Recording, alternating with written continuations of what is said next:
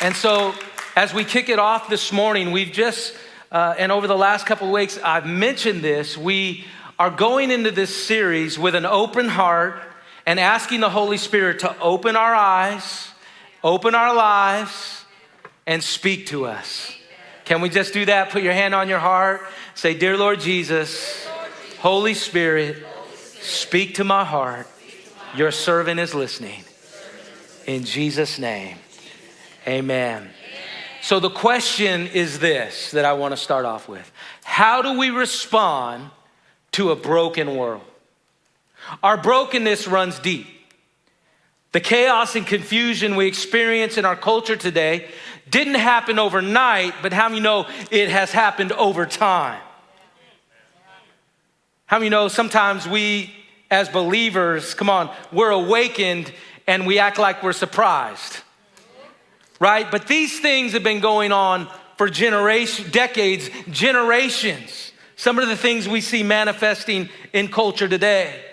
Our world and nation has drifted away from truth, and we're no longer anchored in absolutes, but as the Apostle Paul says in Ephesians 4:14, we are tossed to and fro and carried about with every wind of doctrine by the trickery of men in the cunning craftiness of deceitful plotting. And so the purpose of this entire series, the purpose of it even being a church-wide campaign, is to equip us and give us tools on how to understand and pray for and reach the heart of the next generation. You see, over the coming weeks, you're going to be introduced to what is known as the global youth culture. The global youth culture is 17 to 35 years of age, and they can be found in every major city on the planet. They have grown up in a world dominated with video games, porn, social media. So how do we bridge the ever-widening cultural divide between secular youth culture and the church? You see, answering this question has nothing to do with being a cool church with an LED screen, more smoke and lights. How many know that's not going to reach the heart of a generation? I do think it's cool, but it's not going to reach the heart of a generation. Answering this question is critical to the future of the church and catching a burden and cultivating compassion as a congregation for a generation that is disconnected from faith. And by the way, it's just not those people out there. Listen, it's right in our own families, our children, our relatives, our friends. And I'm not here to label the younger generation, but to ask God again to open my eyes, to open our heart and our minds on how we can respond to a broken world. I want to talk about today 3 philosophies that have hijacked a generation. And when I say that word generation, I'm not just talking about the younger generation. It had to start somewhere along the way. It just didn't show up overnight. Again, it started over time. And so when you think of the generations, there's the silent generation that was born 1928 to 1945, the baby boomers, 1946, 1964, Generation X, where I belong, 1965 to 1980, millennials, 1981 to 1995, Gen Z, 1996 to 2010, and here's a new one for me, Generation Alpha, born 2011 to 2025. How many know 2025 ain't even here yet? So they haven't all arrived. You see, in this room, and because we're a multi-generational church, all the generations are represented. We've even had folks in their 90s that still attend. But today we're seeing the radical outcomes of the philosophies that I'm going to reveal this morning as they are more and more embraced and lived out by those that are coming behind us. And the first philosophy that has hijacked a generation is secularism. Secularism is defined as a system of doctrine and practices that disregards or rejects any form of religious faith and worship. Its primary objective is the total elimination of all religious elements from society. It might be better understood or characterized this way. It is the marginalization and privatization of spirituality. Let me just define these two things for you. Marginalization is the treatment of a person, a group, or concept as insignificant or peripheral. We've heard this word a lot. And I wanted to just give you an example so you know what I'm talking about. This week, I actually got a text from one of our missionaries. We support over 40 missionaries here monthly at Real Life Church. And one of our missionaries is the West Coast Regional Vice President of Fellowship of Christian Athletes. His name is Jared McCachran. And Jared texted me with a link, and he said, the Ninth Circuit ruled in favor of Fellowship of Christian Athletes. And so me being curious about what it was all about, I clicked on the link and I discovered that there was a high school in the Bay Area, San Jose to be specifically, that they were trying to establish there actually was a Fellowship of Christian Athletes club meeting on campus with all the other clubs. Now, FCA clubs welcome all students and believe that everyone should be treated with dignity and respect. In fact, the students and the leaders that were a part of that were known for doing great things on campus, and the student athletes that were a part of the club were known as great students that were a part of this club. But none of that mattered when district officials determined that the club couldn't choose leaders who shared their faith. You see that? They couldn't choose leaders that aligned with the club's beliefs. Now, let me just tell you, that would be like me going up and signing up for the Filipino club and wanting to lead it. Did you notice I'm not Filipino?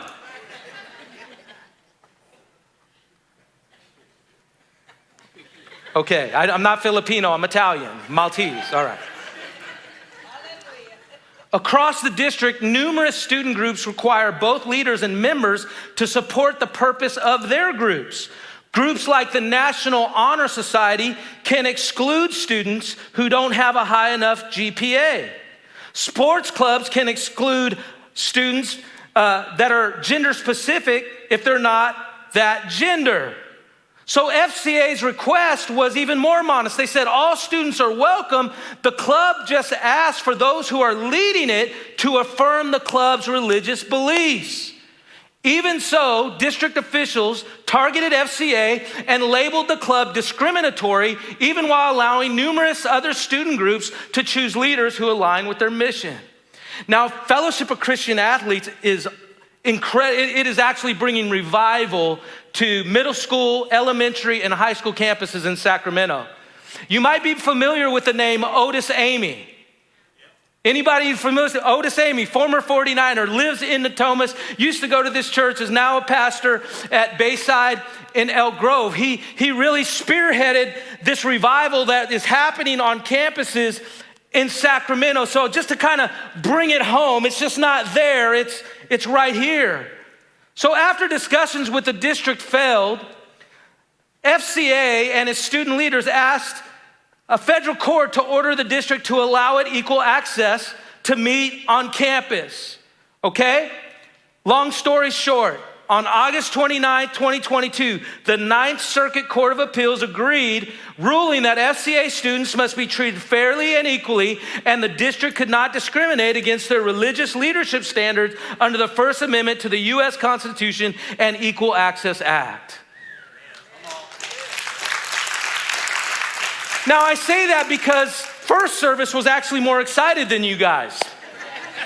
But listen, even though we celebrate that victory, what even more impressed me about this article was how the Fellowship of Christian Athletes responded to the adversity. And again, we're asking the question, how do we respond to our broken world? Even though they were taunted and shamed, accused of being intolerant, they cheerfully served the people who maligned them. They looked for ways to serve the groups that were protesting Fellowship of Christian Athletes. They brought water and donuts to the LGBT group. They prayed for their university leaders and found creative ways to support and strengthen the institutions that were bent on driving them out. In other words, they understood that marginalization was not martyrdom, but an opportunity to allow Jesus to shine brighter. You see, a distinctive display of love, listen, for those who are against us is one of the most powerful marks of a Christian. In the past 4 years now, FCA has grown at a double-digit rate, increasing their presence on more than 100 new campuses, and they're ministering to over 40,000 students. Come on, we can give God praise. What I'm trying to tell you, listen, they did not respond in hostility. They responded in humility. The second is the privatization. Secularism is characterized by privatization. It's the limitation of the Christian gospel to the private spiritual concerns of the individual. You see, these definitions are important to understand and see, because when they're understood, you can begin to see the enemy's schemes to extract the sacred from the secular. You see, in the 20th century, we experienced a significant shift towards a privatized understanding of religion. Whereas people once considered, religion as a relevant part of many of the aspects of our lives and society, the prevailing notion today often constricts it to spiritual beliefs and psychological health. In other words, it's no better than a self-help program. As long as it's private, we're good. As long as you don't bring your faith into the public square, we're good.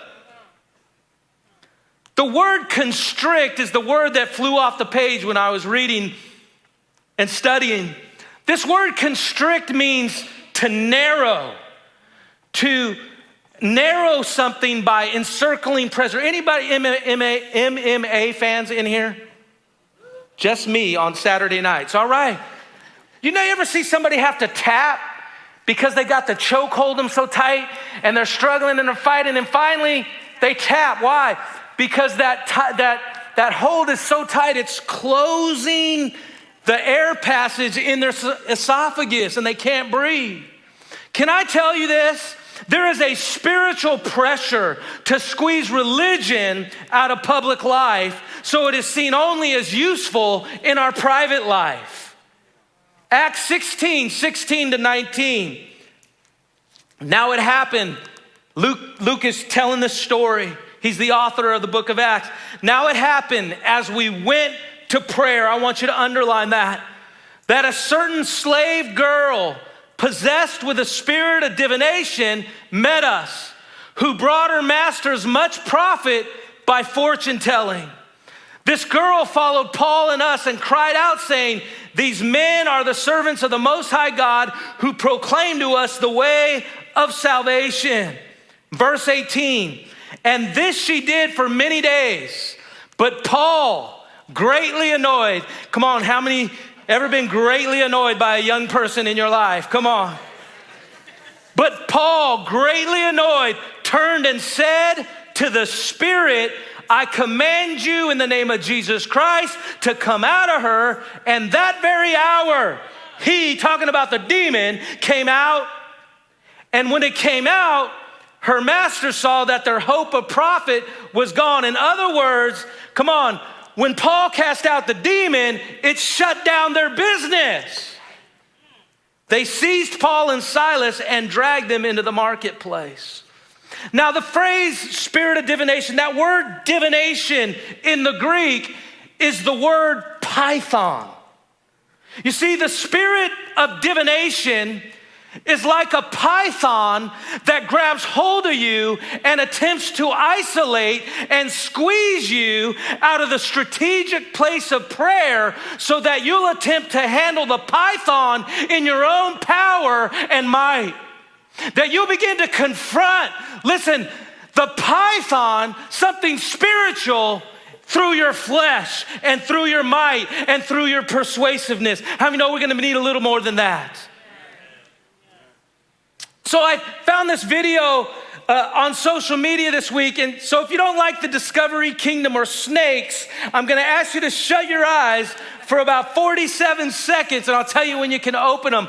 But listen, look at this.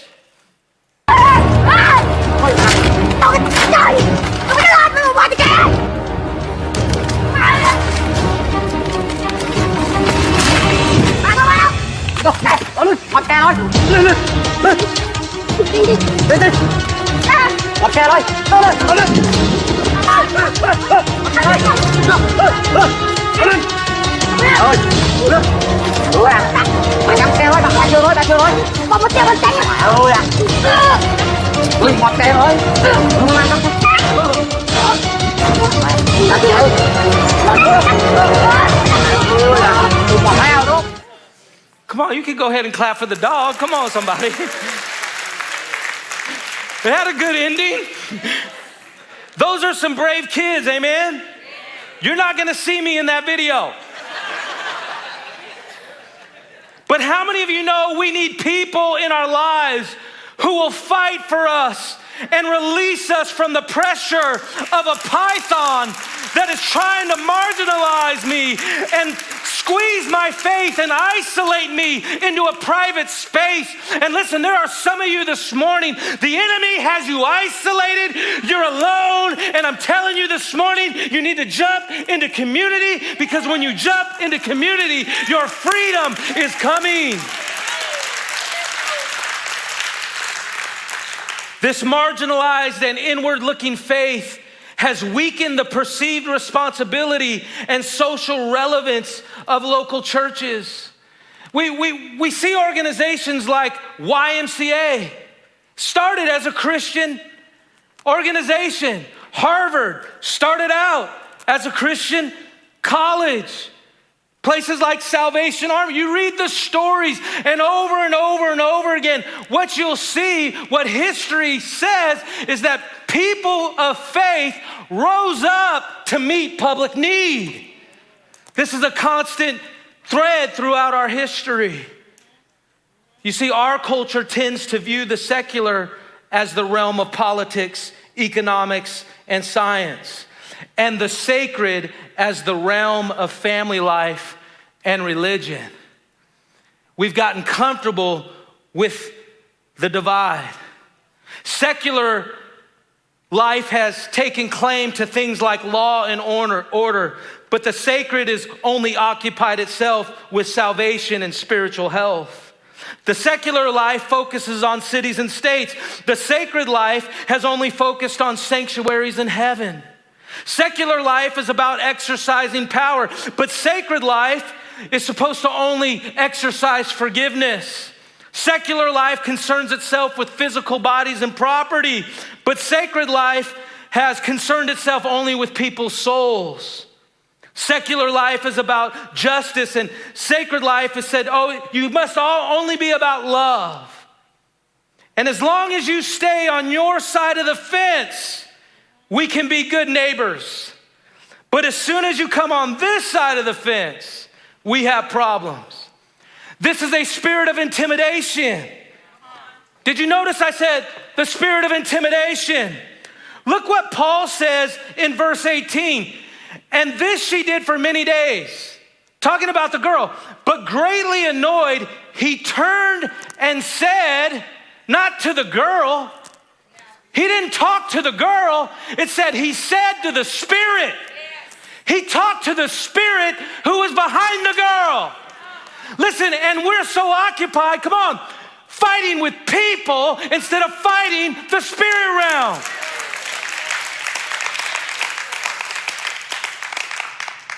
You You see, this secular sacred divide implies that as long as Christians just go to church and not be the church, we're good. As long as Christians stay out of public spaces, we're good. As long as Christians keep their beliefs to themselves, we'll be good. As long as you stay on the sidelines and don't get involved in the outcome of the game, we'll be okay. How many bench warmers I got in here? I remember my football coach benched me on the championship game. I'm still hurting over that moment. It's no fun to sit on the bench, but we've settled as believers to be on the bench.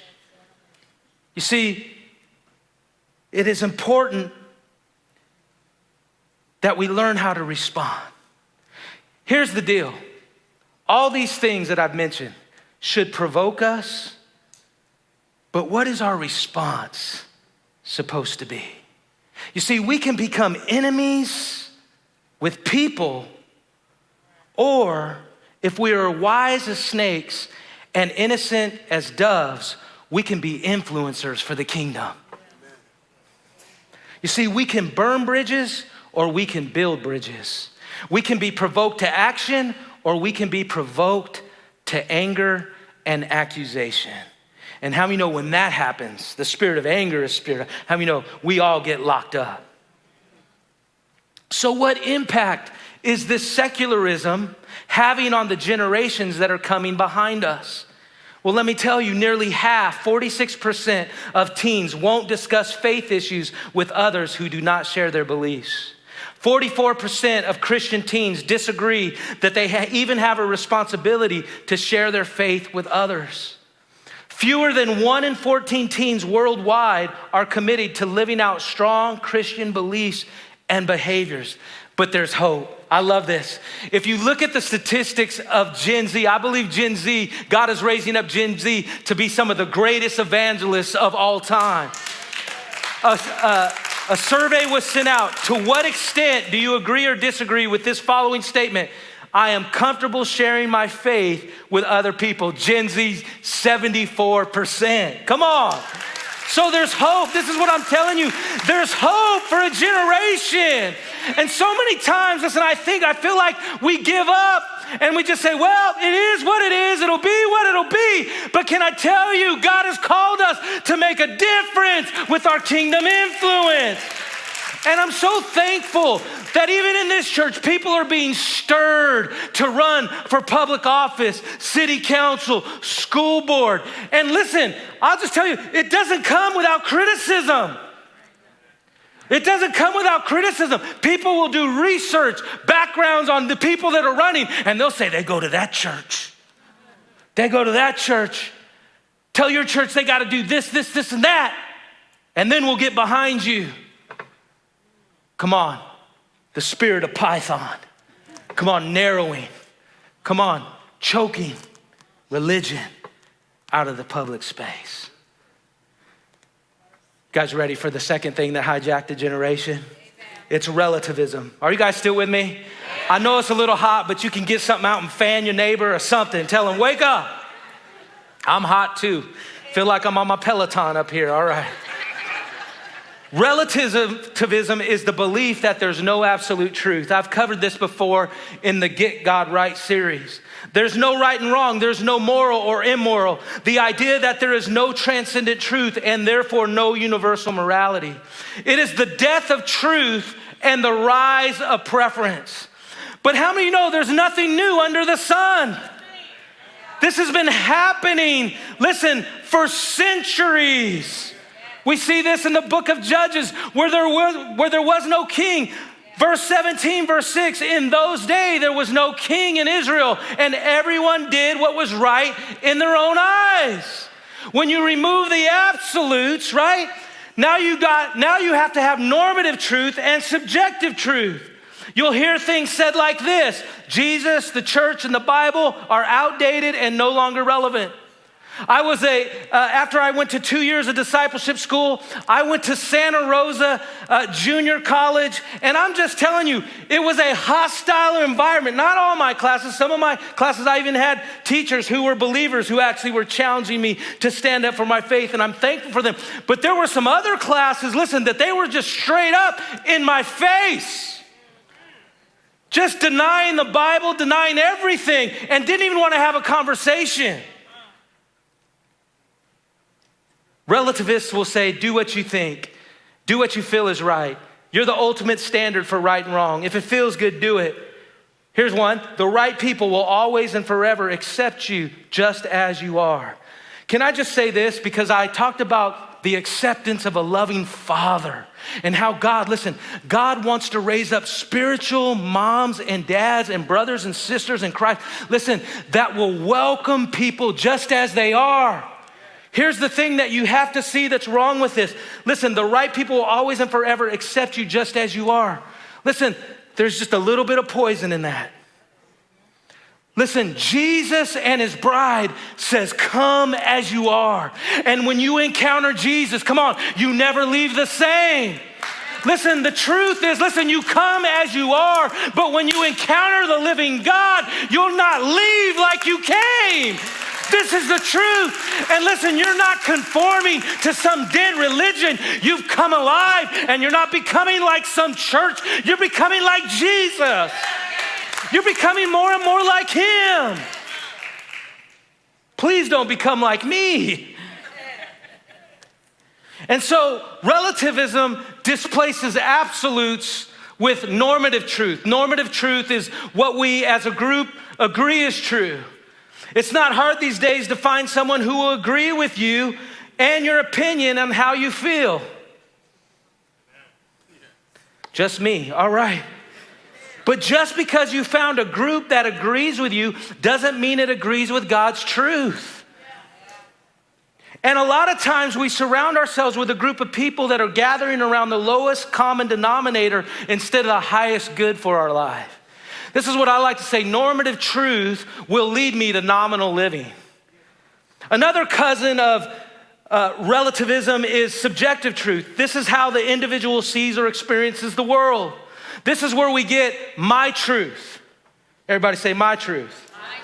Which is rooted in the opinions and beliefs of the subjects who hold them and vary from person to person. The problem is my truth can blind me from absolute truth.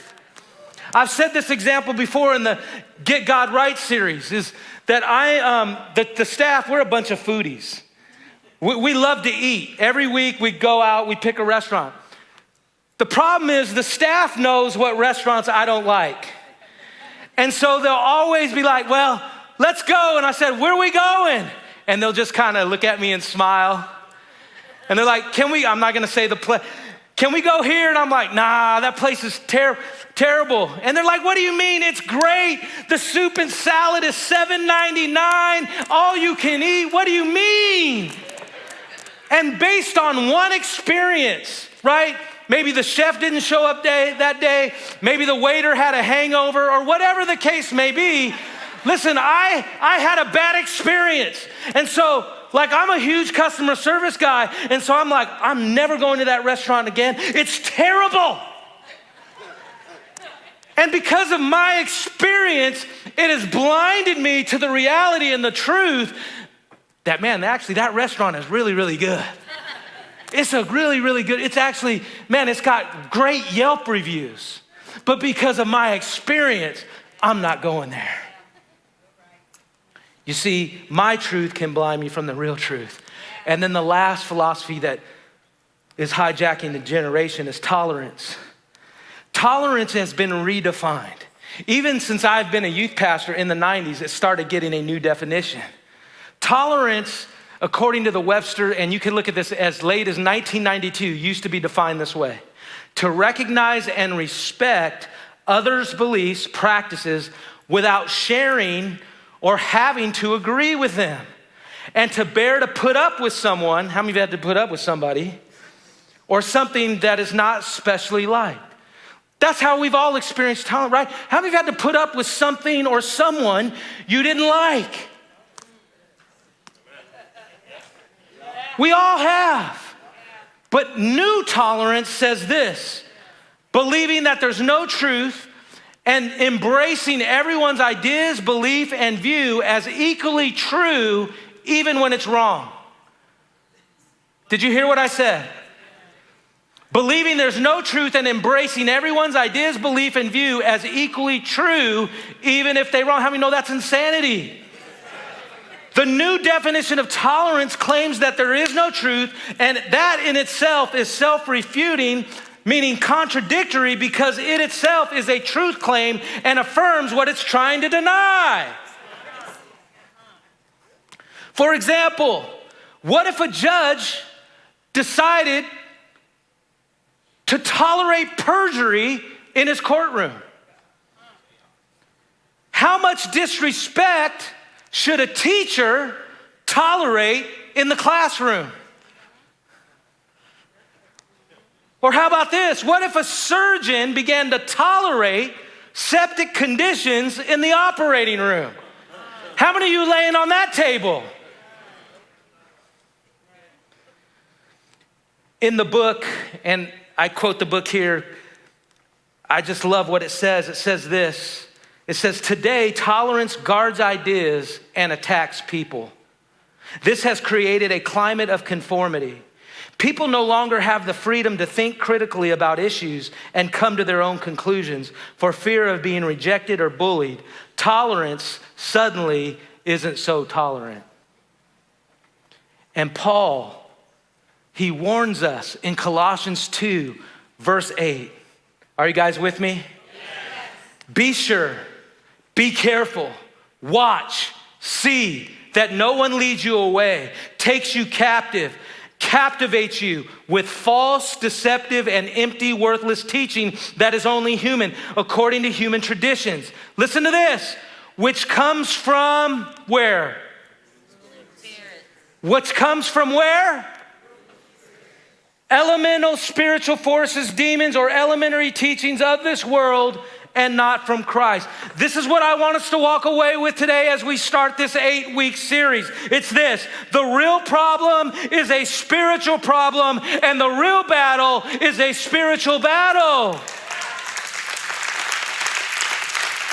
Ephesians 6:12 says, for our struggle is not against flesh and blood, contending only with physical opponents, but against rulers, against the powers, against the world forces of this present darkness, against the spiritual forces of wickedness in the heavenly supernatural places. So how many know we have to learn how to respond? Come on. Not first by the flesh. I'm not saying we don't need to follow up, but we need to respond. Come on, in the humility and in the spirit. So let me give you 4 great consequences of these philosophies real quick as the worship team gets ready. As we scan the landscape, again, here it is. As a congregation, as we leave this place, listen, what do we hear? What do we see? And what do we do? What do we hear? What do we see? What do we do? I see brokenness. Trauma is found everywhere in the next generation.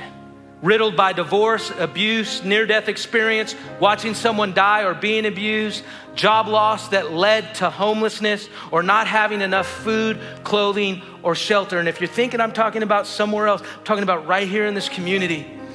Thursday or Wednesday, we went out, we fed the Natomas football team. Trey Sales came with me, our singles community director.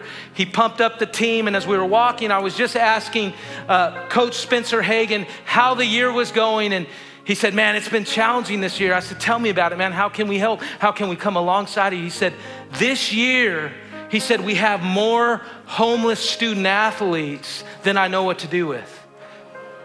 I said, tell me about that. He said, yeah. He said, some of my student athletes are living in cars. Some of them are couch surfing. Some of them literally have no place to stay. And this meal tonight, Pastor Dean, is some of them only meal they'll eat today. How many know we can respond to that? I might not be able to fix, listen, the entire homeless situation in Sacramento, which is mind-boggling. But I could focus on a few students.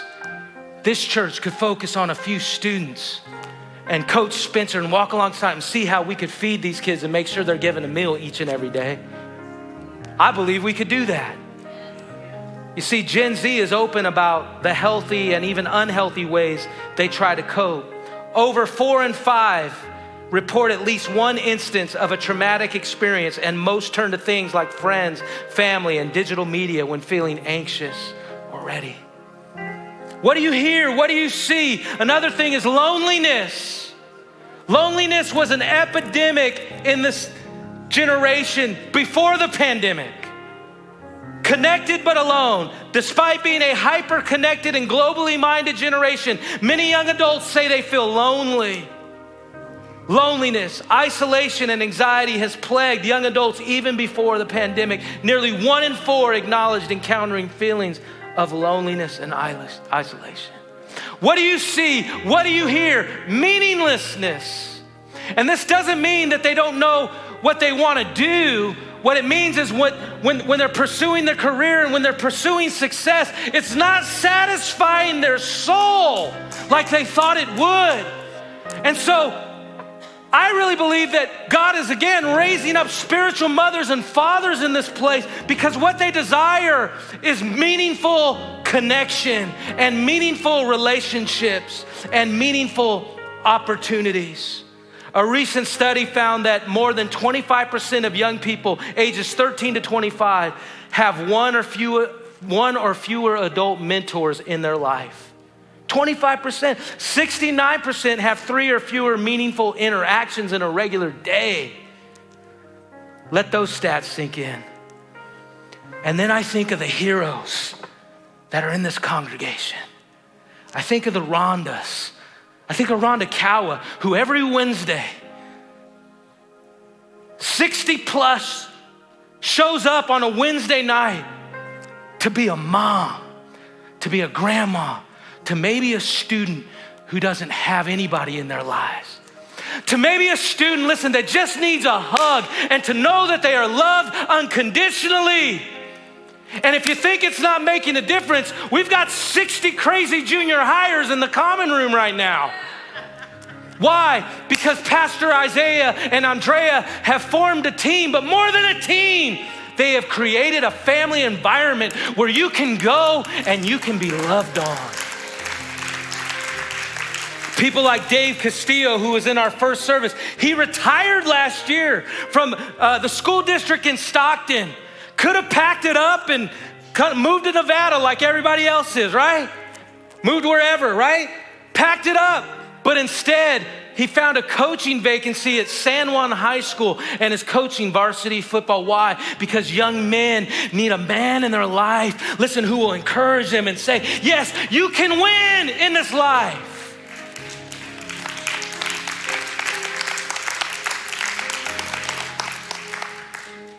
Nearly 70% of those who have at least one mentor report that their life has meaning and purpose. Could you imagine? I believe God, between services, someone came up to me and said, man, I want to be a mentor. I want to be a mentor. How can I be a mentor?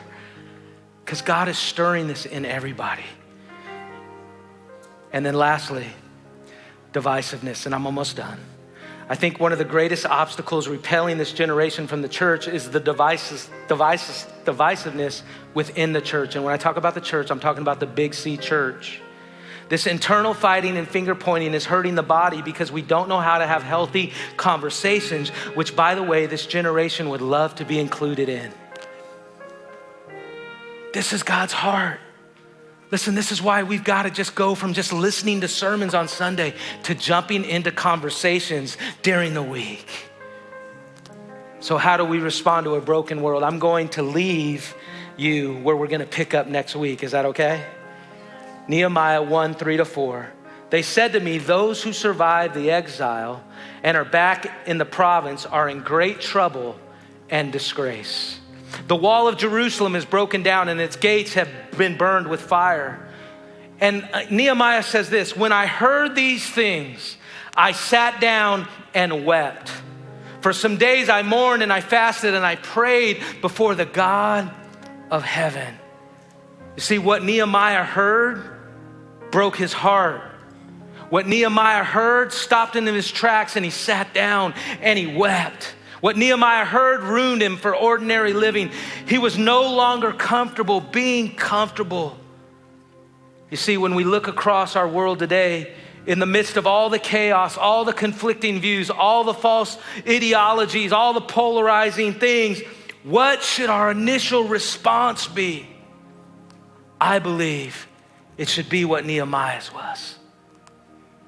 He stopped, he sat down, he wept, he mourned, he fasted, and he prayed before the God of heaven. Listen, before we do anything, can I challenge us as a congregation to catch God's heart for a generation? Are we willing to allow God to break our hearts and give us a burden which will lead us, listen, to the next steps in reaching the secular world for Jesus? Will you stand with me today? Thank you again for joining us. We pray that message ministered to your heart and lifted your spirit today.